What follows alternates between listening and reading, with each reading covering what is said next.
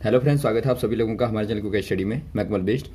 इस वीडियो के माध्यम से दोस्तों आपके यहाँ पर कराऊंगा आर्मी एग्जाम के लिए जनरल साइंस का पार्ट नंबर 19, यानी कि दोस्तों यहाँ पर आपको मिलेगा सामान्य विज्ञान का भाग नंबर 19।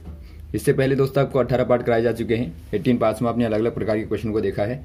यदि आपने पिछले वाले भागों को ना देखा हो दोस्तों तो आप जरूर देख लें, ताकि यहाँ तक के क्वेश्चन आपके तैयार हो जाए।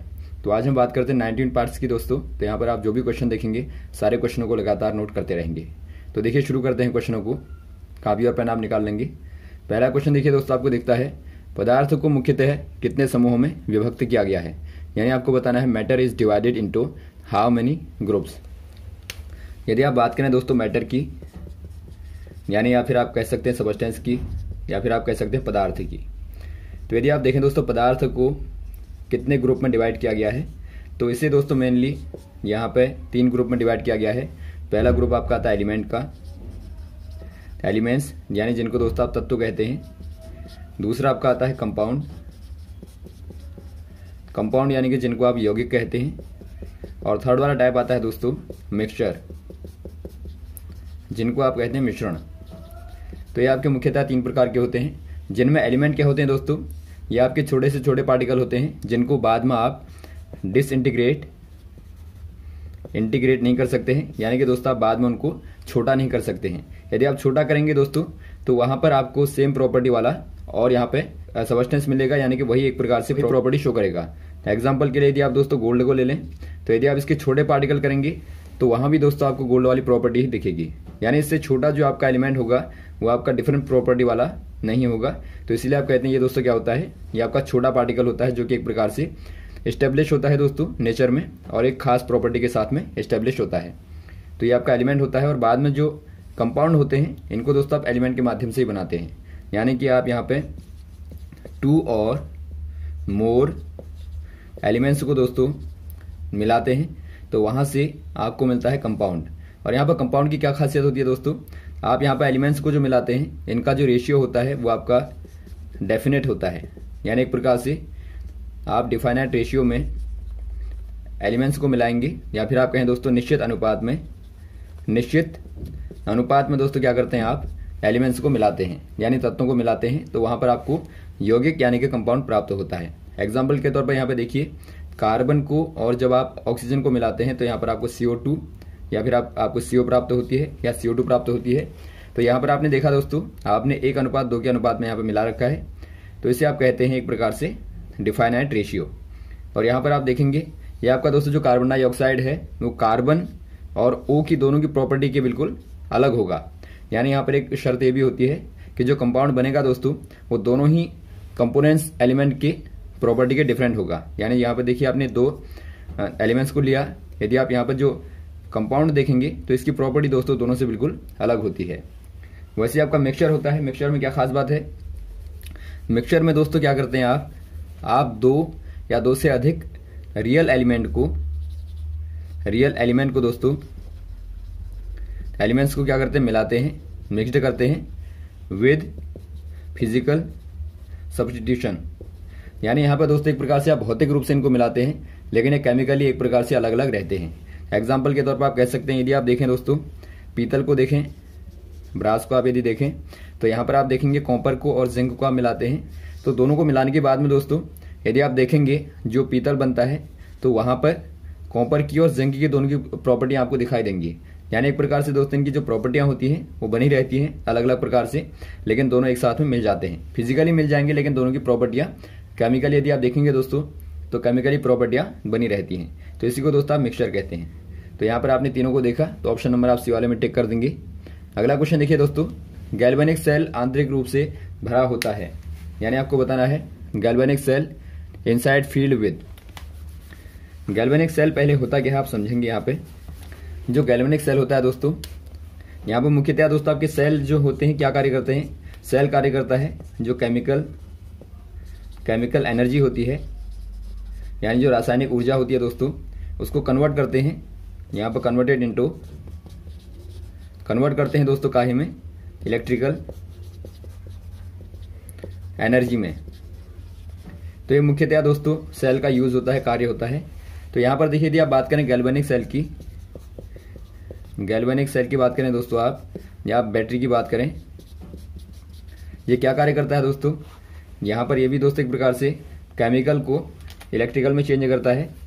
यहाँ पर यदि आप गैल्वेनिक को देखें तो यहाँ पे मुख्यतया दोस्तों copper sulphate CuSO4 copper sulphate का दोस्तों यूज़ किया जाता है सॉल्यूशन का, जहाँ पर कॉपर दोस्तों एक प्रकार से क्या कार्य करता है, कैथोड का दोस्तों कार्य करता है। और वैसे ही आप यहाँ पे नेगेटिव में देखेंगे यानी एनोड को देखते हैं तो एनोड यहाँ पे दोस्तों खासतौर पर जिंक का होता है। तो यहाँ पर आप कह देंगे दोस्तों कॉपर सल्फेट का आपको एक प्रकार से सॉल्यूशन मिलता है। और यहाँ पे यदि आपको पूछा जाए दोस्तों कौन सा वाला एसिड यूज किया जाता है, तो एसिड के तौर पे दोस्तों यहाँ पे आप देखेंगे सल्फ्यूरिक एसिड का यूज किया जाता है, यानी कि H2SO4 का यूज किया जाता है। तो ये भी आप ध्यान देंगे। तो यहाँ पर आपका ऑप्शन नंबर ए वाला हो जाएगा। नेक्स्ट क्वेश्चन देखिए दोस्तों, परमाणु कितने उप परमाणुओं से मिलकर बना होता है, यानी आपको बताना है atom is made up of how many सब एटॉम। आप जानते हैं दोस्तों एटॉम क्या होता है, एटॉम यानी कि जो परमाणु होता है, परमाणु यानी कि एटॉम दोस्तों किसी भी पदार्थ का यानी किसी सब्सटेंस का दोस्तों छोटे से छोटा पार्टिकल होता है जिससे नीचे आप उसको डिवाइड नहीं कर पाएंगे। यदि आप डिवाइड करेंगे दोस्तों तो वहां पर एक प्रकार से आपको जो सब एटॉम मिलेंगे उनका दोस्तों नेचर में फ्रीली एग्जिस्टेंस नहीं होगा, यानी एक प्रकार से मुक्त अवस्था में नहीं रह पाएंगे। तो इसका एग्जाम्पल यदि आप देखें, एटॉम जो होता है दोस्तों, एटॉम यहाँ पे 3 सब एटॉम से मिलकर बना होता है। पहला आपका होता है प्रोटॉन, दूसरा आपका होता है न्यूट्रॉन और तीसरा होता है दोस्तों इलेक्ट्रॉन।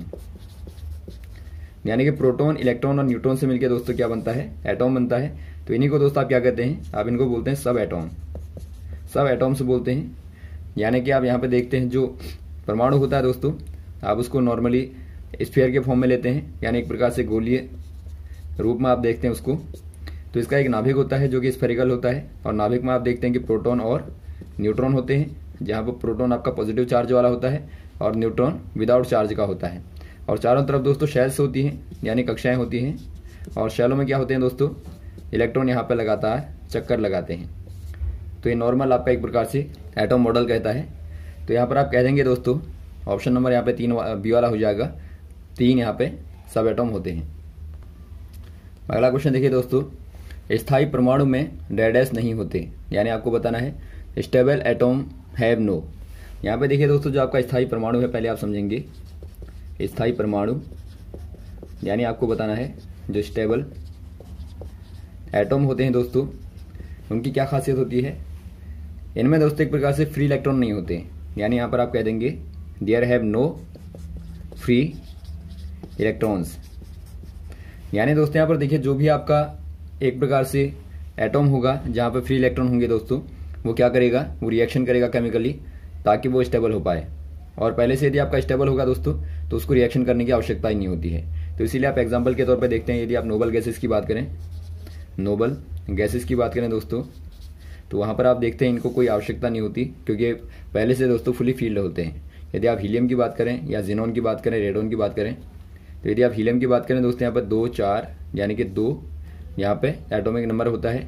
यदि आप इसका कन्फिगरेशन करेंगे तो शेल में तो 1s2 होता है, यानी यहाँ पर पहली वाली शेल में दोस्तों 2 इलेक्ट्रॉन भरे रहते हैं और यहाँ पर आपके 2 ही आते हैं, यानी पूरी तरह से दोस्तों भरा है। लेकिन यदि आप बात करें H की तो यहाँ पर आपका 1s1 होता है, यानी कि एक दोस्तों खाली रहता है। तो यहाँ पर आप कह देंगे यहाँ फ्री इलेक्ट्रॉन दोस्तों होते ही नहीं है, ऑप्शन नंबर आपका हो जाएगा ए वाला। नेक्स्ट क्वेश्चन देखिए दोस्तों, हाइड्रोकार्बन मुख्यतया डैश प्रकार के होते हैं, यानी आपको बताना है hydrocarbons are mainly in dash types.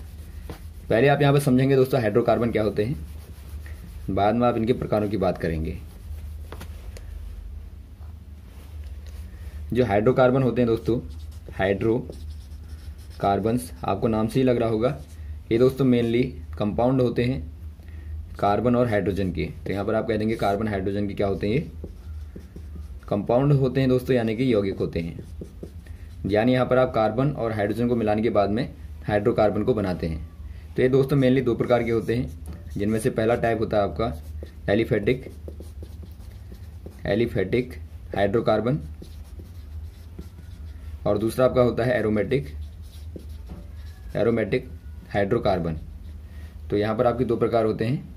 तो यहाँ पर जो आपको पूछा गया है दोस्तों, यही प्रकार पूछे गए हैं कितने प्रकार के होते हैं, जिनमें एलिफेटिक क्या होते हैं दोस्तों, आपने देखा होगा चेन वाले होते हैं, जो आपके एल्केन हैं एल्केन हैं या एल्कीन हैं या एल्काइन हैं, ये सारे के सारे क्या हैं दोस्तों, ये आपके एलिफेटिक के एग्जाम्पल हैं, जिनमें से आप देखते हैं ethane, methane, propane, butane, pentane, ये सारे क्या हैं, ये सारे के सारे दोस्तों आपके एक प्रकार से एलिफेटिक होते हैं, जो कि लंबी चेन वाले होते हैं। इनको दोस्तों आप क्या कहते हैं, एलिफेटिक कहते हैं।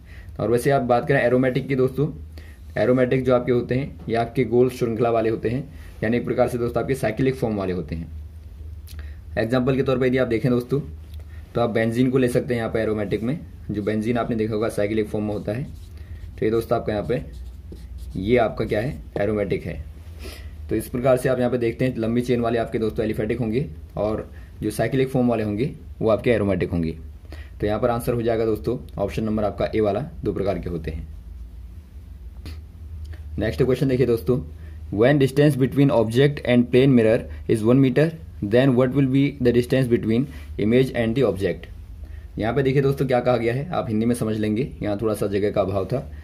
यहाँ पे देखिए आपसे कहा गया है, माना कोई दर्पण यहाँ पे है जो कि प्लेन है यानी कि समतल दर्पण है, समतल दर्पण यानी कि प्लेन, मिरर यहाँ पर आपके पास में है। और आपसे कहा गया है दोस्तों जो ऑब्जेक्ट है, ऑब्जेक्ट कहने का मतलब है वस्तु जो है दोस्तों वो कहाँ पे है, 1 मीटर की डिस्टेंस पे यानी कि दूरी पे है। तो यहाँ पे देखिए आपसे कहा गया है जो इमेज बनेगी दोस्तों, यानी इमेज कहाँ पे बनती है, आपको मालूम होना चाहिए जो प्लेन मिरर होता है दोस्तों उसमें हमेशा ही इमेज कहाँ बनती है, पीछे बनती है। यानी आप कहते हैं दोस्तों, माना यहाँ पे 1 मीटर की दूरी पे आपने वस्तु को रखा है, तो जो इमेज बनेगी दर्पण पे वो भी दोस्तों आपकी 1 मीटर पीछे बनती है, यानी दर्पण से दोस्तों 1 मीटर बैक साइड में बनती है। तो यहाँ पर आप देखेंगे यदि आपका यहाँ से लेके यहाँ तक की आपको दूरी बतानी है, आपको बताना है कि आपका जो इमेज है, ये इमेज है आपके पास में, इमेज यानी कि आप कहते हैं प्रतिबिंब आपके पास में है। तो आपको यहाँ पे बताना है दोस्तों इमेज से लेके ऑब्जेक्ट तक की डेस्टिनेशन क्या है। तो आराम से आप देखेंगे, एक यहाँ पर हो गई दोस्तों और एक यहाँ पर हो गई, यानी आप कह देंगे टोटल जो होगी दोस्तों वो आपकी 2 हो जाएगी, यानी यहाँ पर 2 मीटर की डेस्टिनेशन हो जाएगी, यानी कि दूरी जो होगी दोस्तों वो आपकी 2 मीटर की हो जाएगी। तो यहाँ पर आप ऑप्शन नंबर बी वाले में टिक कर देंगे। अगला क्वेश्चन देखिए दोस्तों, कौन अधिक प्रकाश की मात्रा को परावर्तित करेगा, यानी आपको बताना है which one reflect more amount of light. यदि आप बात करें दोस्तों रिफ्लेक्टेड अमाउंट ऑफ लाइट,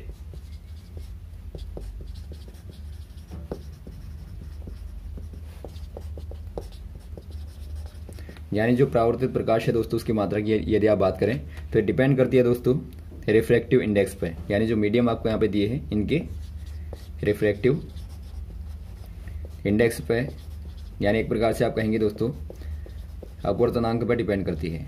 अपवर्तनांक जितना ज़्यादा होगा दोस्तों उतना ही ज़्यादा अमाउंट में ये रिफ्लेक्ट करेगा। एग्जाम्पल के तौर पर यहाँ पर आप देखते हैं, यदि आप एयर का देखें दोस्तों तो एयर का जो रिफ्लेक्टिव इंडेक्स होता है, रिफ्रैक्टिव इंडेक्स होता है वो आपका 1 के अप्रॉक्स होता है। और यदि आप बात करें ग्लास की, तो ग्लास का जो होता है ये दोस्तों आपका लगभग होता है 1.5 का। और यदि आप डायमंड की बात करें, डायमंड यानी कि दोस्तों आप यदि हीरे की बात करें तो हीरे का होता है लगभग आपका 2.42 यानी 2.42 होता है। और जो आपका वाटर का होता है दोस्तों ये आपका एयर और ग्लास के बीच का होता है। तो यहाँ पर आप देखते हैं दोस्तों सर्वाधिक किसका है, डायमंड का है, यानी कि सर्वाधिक यहाँ पे हीरे का होगा। तो जो डायमंड होगा दोस्तों ये ज़्यादा अमाउंट का जो प्रकाश होगा यानी कि लाइट होगी दोस्तों उसको रिफ्लेक्ट करेगा।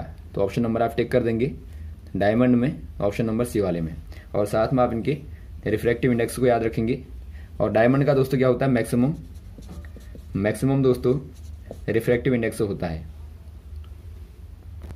अगला क्वेश्चन देखिए दोस्तों, जब प्रकाश एक माध्यम से दूसरे माध्यम में जाता है तो क्या अपरिवर्तित रहता है, यानी आपको बताना है when light passes from one medium to another medium which one is remain unchange. यहाँ पे देखिए दोस्तों जब प्रकाश मान लीजिए आपका एक माध्यम में है, एयर वाले मीडियम में है, और यहाँ पे दोस्तों मान लीजिए दूसरा मीडियम यहाँ पे आपके पास में है ग्लास। तो जब यहाँ से प्रकाश यहाँ जाएगा दोस्तों तो क्या चेंज होगा आपको बताना है, क्या अनचेंज होगा आपको बताना है, यानी क्या अपरिवर्तित रहेगा ये आपको बताना है। पहला आपको दिया स्पीड यानी कि चाल दिया है, दूसरा आपको फ्रीक्वेंसी दिया है, तीसरा आपको एम्पलीट्यूड और चौथा दिया है डायरेक्शन। यहाँ पर आप देखते हैं दोस्तों जो फ्रीक्वेंसी होती है, फ्रीक्वेंसी यानी आप इसको आवृत्ति बोलते हैं।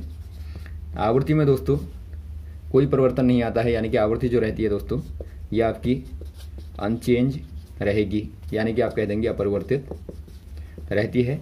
तो ऑप्शन नंबर कौन सा हो जाएगा? ऑप्शन नंबर हो जाएगा दोस्तों आपका बी वाला, फ्रीक्वेंसी यहाँ पे अनचेंज रहेगी। नेक्स्ट क्वेश्चन देखिए दोस्तों, filament of bulb made up of tungsten, यानी आपको बताना है दोस्तों एक प्रकार से जो फिलामेंट होता है बल्ब का वो दोस्तों टंगस्टन का ही क्यों बनाया जाता है, टंगस्टन का ही क्यों बनाया जाता है, आपको रीजन बताना है। पहला आपको दिया है दोस्तों हाई मेल्टिंग पॉइंट, यानी कि हाई मेल्टिंग पॉइंट, यानी कि कहने का मतलब है अधिकतम क्या होता है दोस्तों, या फिर आप कहें उच्चतम, उच्चतम क्या होता है, गलनांक होता है। पहला रीजन आपको दिया है तो, और सेकंड आपको दिया दोस्तों लोएस्ट वेपर प्रेशर, यानी कि क्या होता है एक प्रकार से कम वेपर प्रेशर, यानी कि दोस्तों वाष्प दाब होता है, वाष्प दाब। और वैसे आपको नेक्स्ट दिया है ग्रेट टेंसाइल पावर, यानी उसकी टेंसाइल पावर दोस्तों क्या होती है एक प्रकार से ग्रेट होती है यानी कि दोस्तों उच्च होती है। तो इनमें से कौन सा हो जाएगा? यहाँ पर देखिए दोस्तों ये सारी प्रॉपर्टियां टंगस्टन में होती हैं जिसके लिए उसको फिलामेंट के तौर पर यूज किया जाता है, यानी एक प्रकार से फिलामेंट में दोस्तों हाई मेल्टिंग पॉइंट होता है और यहाँ पर आपका लो वेपर प्रेशर होता है, और साथ में दोस्तों टेंसाइल भी, आपका टेंसाइल पावर भी दोस्तों इसमें क्या होती है, बहुत अच्छी खासी होती है। तो इसीलिए आप यहाँ पर यूज करते हैं फिलामेंट के तौर पर टंगस्टन का। तो यहाँ पर आप कह देंगे ऑल ऑफ दी अबव, यानी कि ऊपर दिए हुए सारे के सारे दोस्तों आपके राइट होंगे, तो ऑप्शन नंबर आप डी वाले में टिक कर देंगे। और जब क्वेश्चन दोस्तों आपको केवल यहाँ पे तीनों में से एक दिया होगा तो वहां पर आप एक में टिक करेंगे। तो यहाँ तक दोस्तों आप क्वेश्चन को तैयार करें, उम्मीद है आपको क्वेश्चन अच्छे लगे होंगे। यदि आपका कोई कंफ्यूजन हो दोस्तों तो आप कमेंट बॉक्स में कमेंट कर सकते हैं, और यदि आपको वीडियो अच्छा लगा हो तो आप जरूर लाइक करें, शेयर करें ताकि अधिक से अधिक लोगों तक पहुंचे। ओके, थैंक्स, जय हिंद, जय भारत।